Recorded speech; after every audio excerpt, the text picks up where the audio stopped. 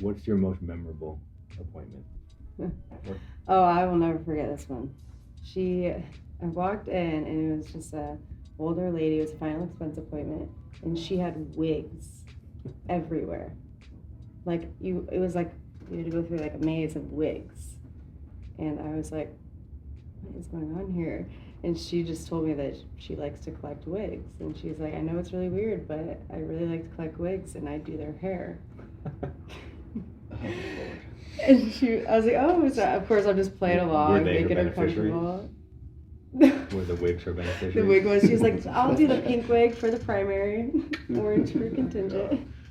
I mean, when you said that question, the first thing that popped to my mind, so I'm assuming this is the most memorable because it came to my mind, is I pull up to a trailer park out in the small town. I don't even think it's a town, but it's considered a town. And classic, just bunch of stuff everywhere in the yard. Their yard is a A junkyard. A junkyard. And I walk up to the door, and it's one of those doors that has like a long window, and not a wide, but just a long window.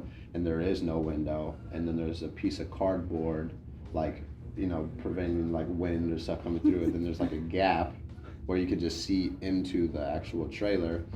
And the lady comes to the door and it opens it up, and the living room is a storage room. There's no living room. There's just boxes and totes and everything. And I literally had nowhere to sit in the house.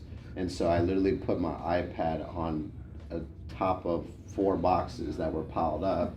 Just popped my iPad on there. And the lady's cooking buttered toast for lunch for her husband. And she already had a policy, and we reviewed the policy, and I was able to save her money, which obviously in a scenario like that, it's beneficial for the family, Sure. even if $5 or $10, whatever it was. And just knowing that, I, one, didn't go away, it didn't scare me away.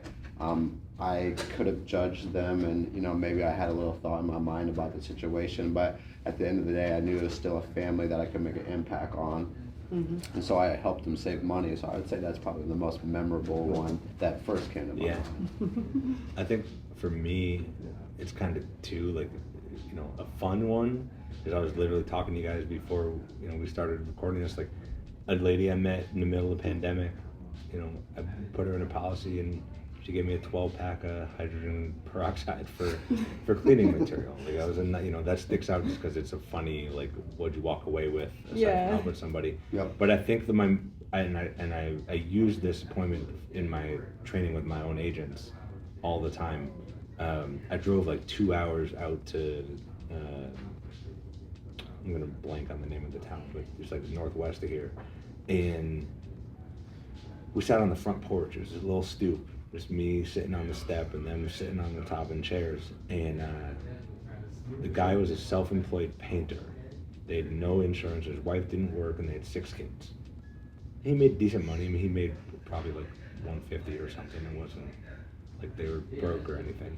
But I go through the coverage, and one of the things that, this is the part I use in my training, right?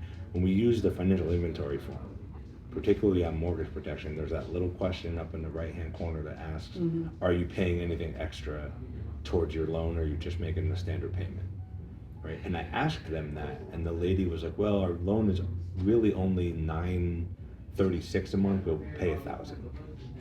And I put a little note in there. It was probably the first time I'd ever done it, right? I put a little note in there. They paid, an extra $24 a month towards the loan, or whatever, made my math at $34, Yeah. right? And we go through everything, and at the end, I've shown them like how to cover, the whole loan, 75%, 50%, and I remember whatever the dollar amount of coverage was, that the 50% option on him was like $60, and the response he gave me was, well, we're gonna have to think about this. We'll talk about it. I'm not sure that fits in our budget.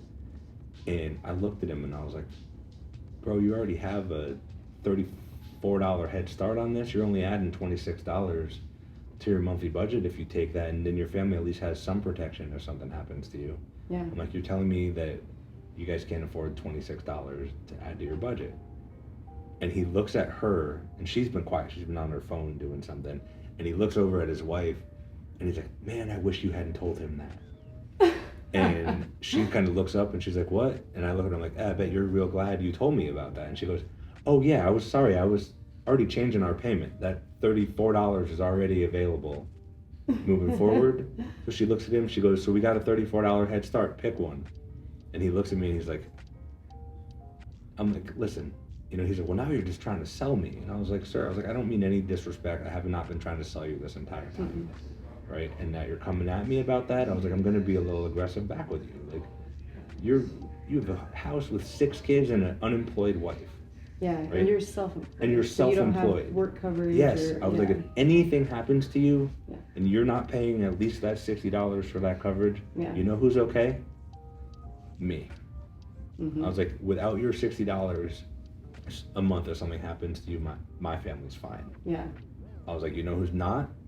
And I just pointed at her. And she looks at him and she goes, well, pick one, damn it.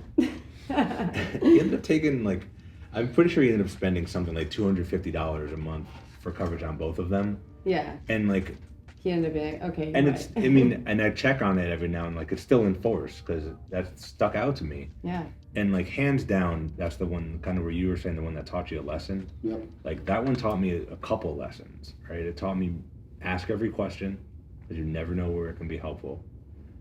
It taught me, you know, don't be scared to stand up for myself in an appointment, right? And don't be scared to stand up for them. Mm-hmm. And I think that's like the big thing. Like everyone can talk about price or this or that, right? We always talk like it's value, Yeah. right? Huge. They tell you what they want to spend. You build your value around that, right? Right. But you don't ask what they want to spend. You show them what it does first. Yep. Right? For sure. Which one sticks out to you? For me, one of them recently actually. It's funny because it was a referral, and it was a Thailand lady out in East Texas, and drove by in person. She thought she knew me first. She said, "You're like my long lost cousin 5 years ago," and I said, "Yeah, no, that's not me." We speak two complete different languages, but when I walked in, the craziest thing, and just so y'all know, I hate scary movies. Absolutely dread them. She had like a bunch of like dolls Oh no. everywhere. And as soon as I walked in, I thought they were all staring at me. I was like, oh crap. Oh, And no. I didn't even decide to ask. They or were. even they were. They They were. probably were. And you know, I just walked in, and she said, "Don't worry about the dolls." I'm like, "Yeah, I'm not trying to." But I think that to me was the most impactful. No, not the most impactful, but I thought it was pretty crazy. Yeah. The amount of dolls I saw. It was ridiculous. And I think there were furniture too. But Then besides you the saw point, one that looked like you, and you're like, "Oh, I am Yeah. your long lost cousin." so Yeah, right. let's There's not the talk $50. about Yeah.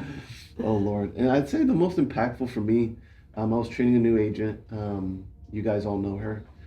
And first appointment, actually first family we helped that day, and the lady broke down in tears to both of us. And I thought that was actually my first one that actually cried to me. Yeah. And to me, for me to experience that, and not only for me to experience that, but for a new agent to experience that, I was like, That's my favorite thing. That's my favorite thing about doing this is when you get the people that get emotional about it, right? Because that's where our sense of satisfaction and our, like, we know we helped. Yeah. Like, that's just... Well, it is an emotional sale. It's not like we're selling vacuums. It's life For sure. insurance to leave money to their family. So like when they actually can see that and they think about it, it's definitely Yeah. emotional. So